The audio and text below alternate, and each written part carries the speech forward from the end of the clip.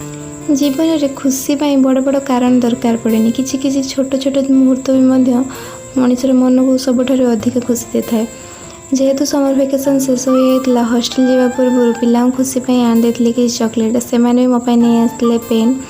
आउ छुट्टी करके आस सारा पर मु आरंभ कर देती मोर पैकिंग कार्य आ पैकिंग कार्य सारू सारू मत बहुत जोर से लगी भोक तो से मुझे रोसे कर देती आज पनीर तरकारी आउ जेहेतु समर सीजन मैंगो तो रही कंपलसरी खाई सारा पर आज जाता आमर बिलेई मौसी ताकू मुझे देती बिस्किट खायापाईका आ खाଇବା समय ताकू टे हैरान करदे